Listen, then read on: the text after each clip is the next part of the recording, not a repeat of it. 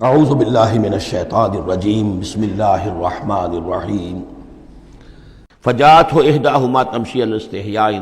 تب ان دو عورتوں میں سے، دو لڑکیوں میں سے ایک آئی اس کے پاس چلتی ہوئی شرم کے ساتھ، لجاجت کے ساتھ اور شرم کے ساتھ۔ قالت ان ابی یدعوک، اس نے کہا کہ میرے والد آپ کو بلا رہے ہیں، لیجزیک اجر ما سقیت لنا، تاکہ آپ کو بدلہ دیں، اجر دیں، آپ نے جو مشقت اٹھائی جھیلی، پانی کھینچا کنویں سے ہماری بھیڑوں بکریوں کے لیے، تو اجر ما سقیت لنا، ہمارے والد چاہتے ہیں کہ آپ کو کچھ اس کا اجر دیں۔ فلما جاءہ، جب وہ وہاں پہنچے اس کے پاس، وقص علیہ القصص، اور سارا قصہ انہیں سنایا، ساری بات سنائی، سارا بیان۔ قال لا تخف، انہوں نے کہا اب ڈرو نہیں، نجوت من القوم الظالمین، تم نجات پا چکے ہو اب ظالموں کی قوم سے، یعنی یہاں تک ان کی رسائی نہیں ہے، یہاں آرام سے رہو، کوئی تمہیں کھٹکا نہیں ہوگا، کوئی اندیشہ نہیں ہوگا۔ ان کے بارے میں اصل میں اختلاف ہے کہ بعض لوگ انہیں شعیب قرار دیتے ہیں، حضرت شعیب علیہ السلام مدین میں کیونکہ انہیں مبعوث کیا گیا، اور اسی اعتبار سے علامہ اقبال کا بھی وہ شعر ہے کہ اگر کوئی شعیب آئے میسر، شبانی سے کلیمی دو قدم ہے، یعنی حضرت موسیٰ علیہ السلام چرواہے کی حیثیت سے حضرت شعیب کی خدمت میں رہے، 8 سال یا 10 سال ان کی خدمت گزاری کی، تو اس کے نتیجے میں ان میں وہ اوصاف پیدا ہو گئے، ان کی تربیت کے نتیجے میں، کہ وہ چرواہے سے بڑھ کر کلیم بن گئے، اللہ کے کلیم بن گئے۔ تو یہ تربیت حضرت شعیب کی ہے، لیکن یہ بات غلط ہے۔ اصل میں حضرت شعیب کا معاملہ ہم پڑھ چکے ہیں کہ وہ اللہ کے رسول تھے، اور رسول اگر تو زمانہ انہی کا تھا جبکہ ابھی وہ دعوت دے رہے تھے، تب بھی وہاں رنگ کچھ اور ہونا چاہیے تھا بالکل، اور اگر وہ رسول اس وقت ہیں جبکہ قوم ختم ہو چکی ہے، اس کے بعد جو بھی اہل ایمان بچ گئے ہیں اور حضرت شعیب بچ گئے ہیں، اگر یہ اس کے بعد کا مسئلہ ہے تو ان کا جو مقام ہونا چاہیے تھا وہاں پر یہ ممکن نہیں ہے کہ ان کی بیٹیاں اس طریقے پہ پریشان ہوں اور کوئی جو ہے ان کی امت میں سے کوئی ان کی خبر گیری کرنے والا رہا ہو، تو وہ پکچر بالکل بنتی نہیں ہے یہ۔ اور حضرت شعیب کا معاملہ جو ہے ظاہر بات ہے کہ یہ اس کے اندر فصل ہے، اگرچہ یقین کے ساتھ ہمیں معلوم نہیں۔ یہ گویا کہ بعد میں جو قوم وہاں آباد ہوئی ہے حضرت شعیب کے ساتھ، جو لوگ صاحب ایمان بچ گئے اور ان سے دوبارہ جو وہاں پر جو بھی آبادی ہوئی ہے، اس میں کچھ اچھے لوگ، ظاہر بات ہے کہ ان میں تو ابھی اچھے اثرات بھی تھے، تو ان میں سے یہ بزرگ تھے، ابھی ہو سکتا ہے 100 سال ہو چکے ہوں لیکن ابھی کچھ نہ کچھ اثرات تھے، تو یہ بزرگ آدمی، ضعیف آدمی جو ہے یہ ایک نیک آدمی تھے۔ قالت احداہما یا ابت استاجرہ،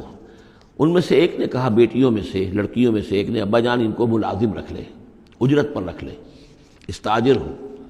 یہ استاجری اور اجیری، یہ دونوں جو ہیں اجیر اور مستاجر، در حقیقت یہ آجر اور اجیر وہ ہے کہ جو اجرت کے اوپر کام کرتا ہو، اور مستاجر وہ ہے جو کسی کو اجرت پر کام کرنے کے لیے رکھے، استاجر۔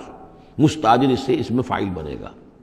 ہمارے ہاں عام طور پہ غلط العام میں اجیر اور آجر کو یوں کہتے ہیں کہ آجر تو وہ ہے کہ جو کسی کو اجرت کے پر رکھے، اور اجیر وہ ہے جو اجرت پر کام کرے، حالانکہ عربی میں ان دونوں کے معنی ایک ہی ہے، آجر اور اجیر، ایک اس میں فاعل ہے، ایک صفت مشبہ ہے، دونوں کا مفہوم ہے اجرت پر کام کرنے والا، اور جو اجرت پر کام لیتا ہے وہ مستاجر ہے۔ یا ابت استاجر ہو، ابا جان ان کو ملازم رکھ لیں، ان خیر من استاجرت القوی الامین، یقیناً بہترین آدمی جسے ملازم رکھا جائے وہی ہوتا ہے جو القوی ہو، طاقتور ہو۔ وہ دیکھ لیا تھا کہ حضرت موسیٰ علیہ السلام سے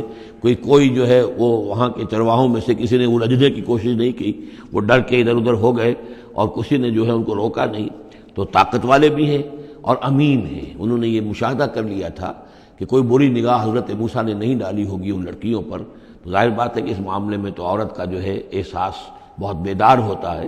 کہ کسی مرد کی عورت کس قسم کی نگاہ جو ہے کس قسم کی ہے جو اس پر پڑ رہی ہے، تو اسے چونکہ ذاتی تجربہ ہو چکا تھا کہ ان کے اندر وہ امانت پوری موجود ہے، اور کسی درجے میں بھی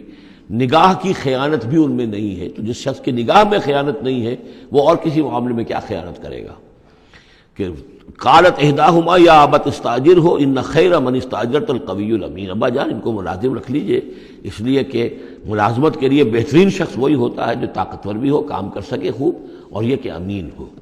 اعتبار کے قابل ہو۔ قال انی ارید ان انکحک احدی ابنتی ہاتین، انہوں نے کہا وہ صاحب جو بزرگ ہیں شیخ مدین کہ میں یہ ارادہ رکھتا ہوں، میرا خیال ہے کہ اپنی بیٹیوں میں سے ایک کو تمہارے نکاح میں دے دوں اے موسیٰ، علی ان تأجرنی 8 حجج، لیکن اس پر کہ تم 8 سال تک میرے ہاں اجرت پر کام کرو، میری ملازمت کرو۔ یہ جو مہر کا معاملہ ہے یہ پچھلے زمانے میں ایسا ہی ہوگا جیسے آج کل پٹھانوں میں بھی ہوتا ہی ہے ابھی، کہ وہ مہر جو ہے وہ والدین لے لیتے ہیں رقم جو ہے، گویا کہ وہ اس لڑکی کو جو پالا ہے پوسا ہے تو یہ در حقیقت اس کا بدل ہے وہ جو لے رہے ہیں کہ ہم نے اس کو پالا پوسا، آپ تمہارے حوالے کر رہے ہیں تو ہمیں اس کی رقم دو، جبکہ اسلام میں آ کر اس کو بدل دیا گیا ہے۔ مہر جو ہے لڑکی کا حق ہے، وہ اس کے والدین کا حق نہیں ہے۔ البتہ اس وقت معلوم ہوتا ہے کہ رواج یہی تھا کہ چونکہ اپنی بیٹی نکاح میں دینے کے لیے تیار ہو رہے ہیں تو اس کے عوض اپنی ملازمت کروانا چاہتے ہیں کہ تم میری ملازمت کرو، میری خدمت کرو 8 برس تک، تو یہ گویا کہ بدل ہو جائے گا اس کا کہ میں اپنی ایک بیٹی کا نکاح تم سے کر دوں گا۔ فَإِنْ أَتْمَمْتَ عَشْرًا فَمِنْ عِنْدِكَ، اور اگر تم 10 سال کر دو تو یہ تمہاری طرف سے ہے، یہ گویا کہ تمہاری طرف سے ایک احسان ہوگا۔ 8 سال پورے کر دو، اس میں محنت کرو، یہاں مزدوری کرو، میرے بھیڑوں بکریوں کو چراؤ اور گھر کے کام کرو، تو پھر میں اپنی بیٹی تمہارے حوالے کر دوں گا، اس کا نکاح کر دوں گا تم سے۔ یا یہ کہ 10 سال کر دو تو یہ تمہاری طرف سے اضافی بات ہوگی۔ وَمَا أُرِيدُ أَنْ أَشُقَّ عَلَيْكَ، اور ساتھ ہی یہ بھی دیکھ لو میں تم پر کوئی سختی کرنے کا ارادہ نہیں رکھتا، یعنی تمہیں جو ملازم رکھ رہا ہوں تو ایسا نہیں کہ بہت بھاری کام تم پر ڈالوں گا، میں تمہیں مشقت میں ڈالنا نہیں چاہتا۔ سَتَجِدُنِي إِنْ شَاءَ اللَّهُ مِنَ الصَّالِحِينَ، تم انشاءاللہ مجھے پاؤ گے کہ میں نیک انسان ہوں، صحیح ہوں، راست باز ہوں، اور جو معاملہ ہے معاملے کا کھرا آدمی ہوں۔ قال ذلك بینی و بینک، حضرت موسیٰ نے فرمایا ٹھیک ہے، یہ پھر میرے اور آپ کے درمیان یہ بات طے ہو گئی۔ ایما الاجلین قضیت، ان دونوں مدتوں میں سے جو بھی میں پوری کر دوں۔ 10 سال کا آپ تقاضا نہیں کر سکتے، تقاضا 8 سال کا ہوگا، ویسے یہ کہ میں چاہوں تو 10 سال پورے کر دوں، لیکن وہ میری آپشن پر ہوگا۔ ایما الاجلین قضیت فلا عدوان علی، پھر مجھ پر کوئی زیادتی نہ ہو۔ واللہ علی ما نقول وکیل، اور جو کچھ ہم کہہ رہے ہیں اللہ اس پر وکیل ہے، اللہ ہی اس کا ذمہ دار ہے۔ فلما قضا موسیٰ الاجل، جب موسیٰ نے وہ مدت پوری کر دی، وسارا باہلہ، اب وہ اپنے گھر والوں کو لے کر چلے، اب مصر کی طرف واپس لوٹ رہے ہیں کہ اب اتنا عرصہ بیت گیا ہے، 10 سال ہو گئے یا 8 سال ہو گئے یا 9 سال ہو گئے، اب بہرحال وہ معاملہ بھی ٹھنڈا پڑ چکا ہوگا، وہاں پر قتل وغیرہ کا کیا حالات وہاں ہوئے یہ بھی معلوم نہیں ہے۔ بہرحال وہ چلے ہیں واپس، سارا باہلہ لے کر چلے اپنے گھر والوں کو، یعنی اپنی اہلیہ کو۔ آنس من جانب طور نارا، انہوں نے پہاڑ کے ایک طرف ایک سائڈ پر طور کے انہوں نے آگ دیکھی۔ قال لأہلہم کثوا، انہوں نے کہا اپنے گھر والوں سے کہ ذرا یہاں انتظار کرو، ٹھہرو، انی آنست نارا، میں نے آگ دیکھی ہے، لعلی آتیکم منہا بخبر،